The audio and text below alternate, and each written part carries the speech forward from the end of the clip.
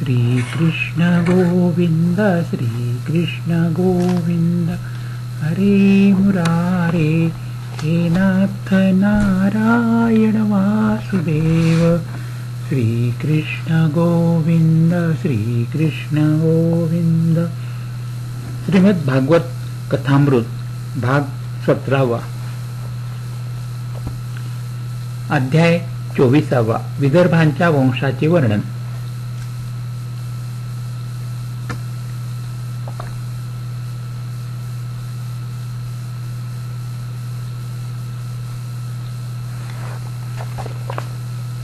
शुकदेव पुढे सांगू लागले, राजन, विदर्भ वंशात अनेक थोर राजे झाले. या वंशातील देवमेढच्या पुत्राचे नाव होते शूर. यास मारिषा भार्येपासून 10 पुत्रांची प्राप्ती झाली होती. ते होते वसुदेव, देवभाग, देवश्रवा, आनक, संजय, श्यामक, कंक, शमिक, वत्सक आणि वृक. हे सर्व पुण्यात्मा होते. वसुदेवांच्या जन्माच्या वेळी देवतांचे नगारे नौबत आपोआप वाजू लागले. तेच भगवान श्रीकृष्णांचे पिताश्री झाले. वसुदेवांना 5 बहिणी होत्या. त्या अशा प्रकारे: पृथा जी कुंती, श्रुतदेवा, श्रुतकीर्ती, श्रुतश्रुवा आणि राजाधिदेवी. वसुदेवांचे पिता शूरसेन यांचे एक मित्र होते कुंतीभोज. त्यांना संतान प्राप्ती झाली नव्हती. त्यांनी शूरसेनाची कन्या पृथा हिला कुंतीभोजास दत्तक दिले होते. पृथाने एकदा दुर्वास ऋषींची उत्तम सेवा करून त्यांच्याकडून देवांना बोलावण्याची विद्या प्राप्त करून घेतली होती.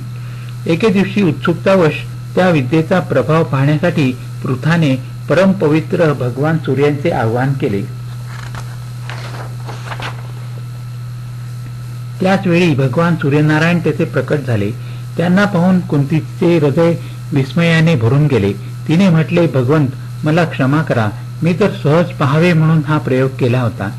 सूर्यदेव म्हणाले, देवी, माझे दर्शन निष्फळ होत नाही. यासाठी तुला माझ्यापासून एक पुत्र होईल, परंतु तुझे कौमार्य भंग होणार नाही. याची काळजी मी घेईन. एवढे बोलून भगवान सूर्य निघून गेले.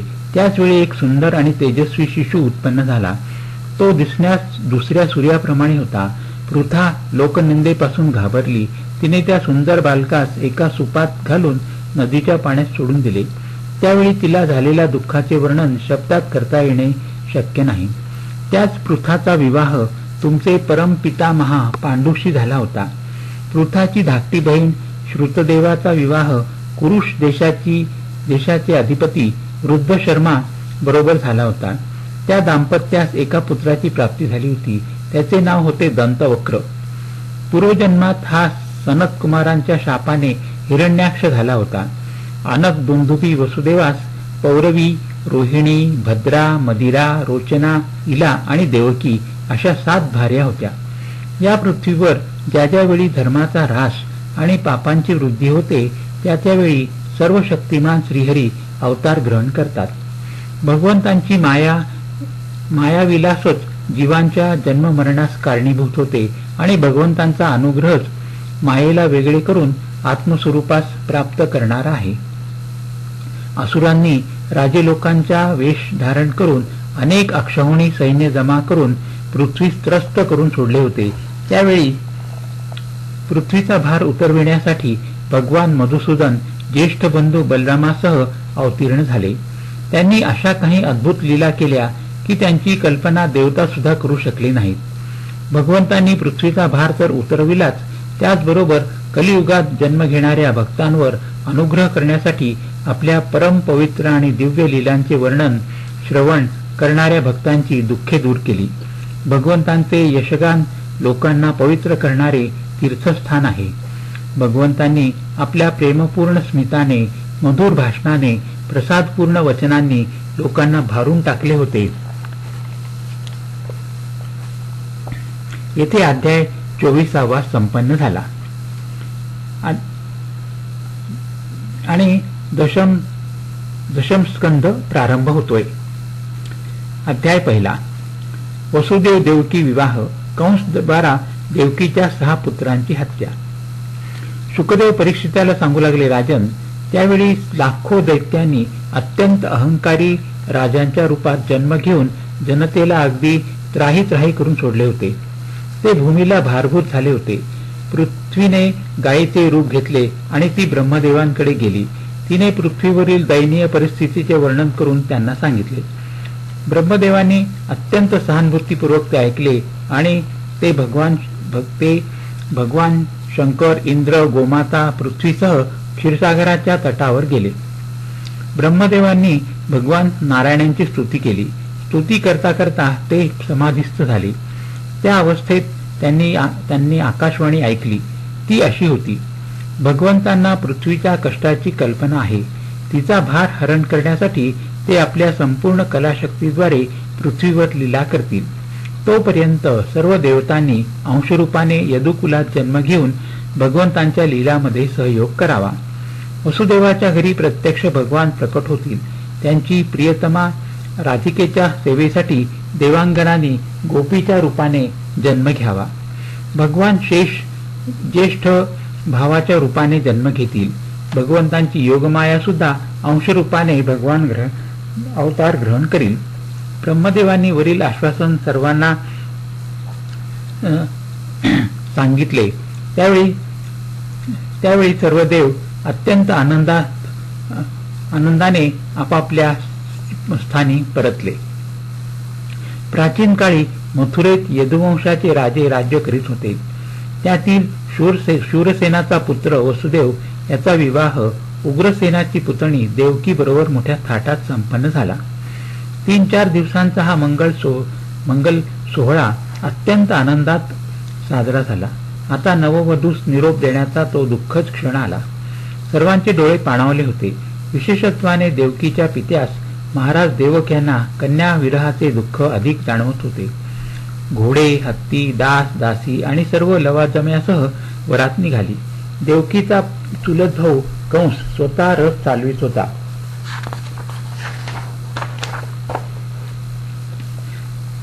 त्याचे देवकीवर विशेष प्रेम होते. वरात मंदगतीने मधुर शहनाईच्या सुरात चालली होती. तितक्यात आकाशवाणी झाली. ती म्हणाली, अरे मूर्ख कंसा, तू ज्या बहिणीस एवढ्या प्रेमाने निरोप देत आहेस तिचेच 8वे अपत्य तुझा वध करणार आहे. ही आकाशवाणी ऐकताच कंसाने तत्काळ रथातून खाली उडी घेतली. तो अत्यंत पापी होता. त्याच्या दुष्टपणाला काही सीमाच नव्हती. त्याने देवकीचे केस पकडले आणि तलवारीने मारण्यास तयार झाला. तितक्यात वसुदेव रथातून खाली उतरले आणि म्हणाले, राजकुमार, तुम्ही भोजवंशाचे एक उत्तम वंशज आहात. मोठे मोठे शूरवीर आपल्या गुणांची स्तुती करतात. देवकी एक स्त्री आहे, दुसरे ती तुमची बहीण आहे आणि तिसरे हा विवाहाचा मंगलमय सोहळा आहे. अशा स्थितीत एका स्त्रीची हत्या करणे तुमच्या उज्ज्वल कीर्तीला काळीमा फासणारे आहे. एवढे म्हटल्यावर सुद्धा कंस आपली तलवार म्यानात ठेवीना. त्यावेळी वसुदेव म्हणाले, अरे राजकुमारा, तुला भय हे देवकीपासून नाही ना, तिच्या 8व्या अपत्यापासून आहे ना. मी तुला वचन देतो की प्रत्येक अपत्याचा जन्म होताच मी तुला आणून देईन. तू त्याचे नंतर काय करायचे ते कर. हे आश्वासन ऐकल्यावर कंसाची समजूत पटली. तो तेथून आपल्या राजमहाली परतला आणि सारथी रथ घेऊन वसुदेवांच्या प्रासादात आला. आनंदाच्या या सोहळ्यास दुःखाचे गालबोट लागले होते. देवकी एक महान सती साध्वी होती. तिच्या शरीरात समस्त देवता निवास करीत होते. यथासमयी देवकीला प्रथम पुत्र झाला. वचनाप्रमाणे वसुदेव त्याला कंसाकडे घेऊन गेले. देवकी अत्यंत दुःखी झाली. त्या निरागस बालकास पाहून कंस म्हणाला, वसुदेवा, या शिशूस घेऊन जा. मला भय आहे ते 8व्या अपत्यापासून, याच्यापासून नाही. वसुदेवाने आनंदाने त्या बालकास उचलले आणि घरी परतणार तितक्यात देवर्षी नारद तेथे आले. ते म्हणाले, अरे कंसा, व्रजमध्ये राहणारे नंद आणि गोप, त्यांच्या स्त्रिया, वसुदेव आदी वृष्णी वंशी यादव, देवकी आदी यदुवंशी स्त्रिया या सर्व देवता आहेत. या सध्या तुझी सेवा करीत आहेत. देवर्षी पुढे म्हणाले, दैत्यांच्या कारणाने पृथ्वीचा भार वाढला आहे. त्यासाठी देवतांकडून त्यांच्या वधाची तयारी केली जात आहे. नारदांचे वक्तव्य ऐकून कंसाने वसुदेवास परत बोलावून घेतले आणि त्याच्या हातातील नवजात शिशूस हिसकावून घेऊन त्याला एका मोठ्या दगडावर आपटून मारून टाकले. अशा प्रकारे देवकीच्या 6 अपत्यांना वसुदेवाने कंसास नेऊन दिले आणि त्याने निर्दयतेने त्यांचा वध केला. 7व्या वेळी प्रत्यक्ष शेष भगवान यांनी देवकीच्या गर्भात प्रवेश केला. देवकीस खूपच आनंद झाला होता. यावेळी भगवंतांनी आपल्या योगमायेस आदेश दिला की देवकीच्या गर्भाचे संकर्षण करून तो रोहिणीच्या उदरी स्थापित करावा. याप्रमाणे योगमायेने आपले काम चोखपणे बजावले. कारागृहात बंदिस्त असलेल्या देवकीचा गर्भ गळाल्याची वार्ता कंसापर्यंत पोहोचली. कंस म्हणाला, मला घाबरूनच जन्मास येण्यापूर्वीच देवकीचा गर्भ नष्ट झाला. 8व्या वेळी मात्र कंसाने सुरक्षा व्यवस्था अधिकच सक्त केली होती. ज्यावेळी भगवान देवकीच्या उदरात विराजमान झाले त्यावेळी तिच्या मुखावर एक अनामिक आनंद होता आणि देहावर एक अतुलनीय कांती पसरली होती, ज्याच्यामुळे सारा कारागृह उजळून जाई. ज्यावेळी कंसाने देवकीस पाहिले त्यावेळी तो मनात अत्यंत घाबरला. त्याला वाटले की आता भगवान विष्णूंनी यावेळेस नक्कीच देवकीच्या गर्भात प्रवेश केला आहे. यावेळी भगवान शंकर, ब्रह्मदेव आपल्या अनुयायी देवतां आणि देवर्षी नारदांसह कारागृहात आले. त्यांनी गर्भस्थ प्रभूंची स्तुती केली आणि अंती यदुनंदनाच्या चरणी वंदना केली. त्यानंतर देवकी मातेस संबोधन करून म्हटले, मातोश्री, ही अत्यंत आनंदाची गोष्ट आहे की आपल्या पोटी स्वयं भगवान पुरुषोत्तम आपले ज्ञान, बळ आणि आदी अंशाने जन्म घेणार आहेत. आपला पुत्र आपणा सर्वांचे कल्याण करणार आहे आणि यदुवंशाचे रक्षण करणार आहे. आपण कंसाला मुळीच घाबरू नका, तो आता अल्पकाळाचा पाहुणा आहे, असे सांगून सर्व देव स्वस्थानी निघून गेले. येथे अध्याय 1 आणि 2 संपन्न झाला. भगवान श्रीकृष्णांचे प्राकट्य.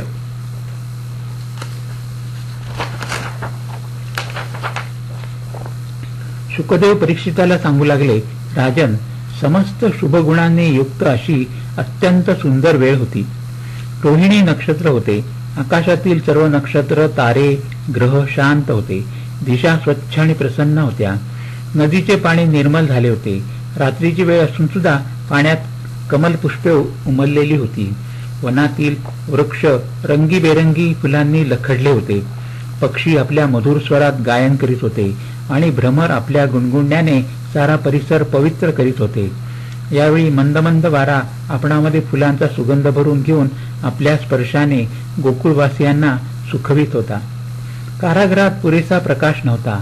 याच वेळी आपणा सर्वांच्या हृदयात विराजमान भगवान विष्णू देवरूपाने देवकीच्या पोटातून प्रकट झाले.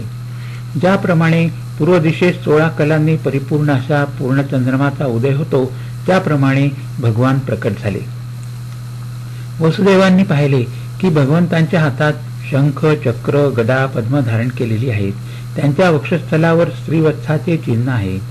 गळ्यात कौस्तुभ मणी शोभून दिसतो आहे. वर्षाकालीन मेघाच्या समान परम सुंदर असा श्यामल वर्ण आहे. कटीवर मनोहर पितांबर झळकतो आहे. बहुमूल्य वैदुर्य मण्यांचा मुकुट आणि कुंडलांच्या कांतीने सुंदर कुरळे कुरळे केस शोभायमान होत आहेत. वसुदेव आणि देवकीने भगवंतांची स्तुती केली. ती ऐकून भगवान म्हणाले, मी हे आपले दैवी रूप यासाठी दाखविले की तुम्हास माझ्या पूर्व अवतारांचे स्मरण होईल. मी साधारण बालकाच्या रूपात आलो असतो तर तुम्हास माझ्या अवताराची ओळख झाली नसती. तुम्ही उभयता माझ्या प्रती पुत्रभाव तसेच निरंतर ब्रह्मभाव ठेवा. अशा प्रकारे वात्सल्य, स्नेह आणि चिंतनाच्या द्वारा तुम्हाला माझ्या परमपदाची प्राप्ती होईल. एवढे बोलून भगवान मौन झाले आणि त्यांनी तत्काळ एका शिशूचे रूप धारण केले. त्या दिव्य शिशूस पाहून देवकीचे हृदय आनंदाने भरून गेले. तिने त्यास पटकन उचलून घेऊन आपल्या छातीस लावले आणि प्रेमपाना पाजून ती कृतकृत्य झाली. भगवंतांच्या प्रेरणेनुसार वसुदेवांनी त्या अद्वितीय शिशूस देवकीकडून तिच्या इच्छेविरुद्धच घेतले आणि त्यास एका सोपात घालून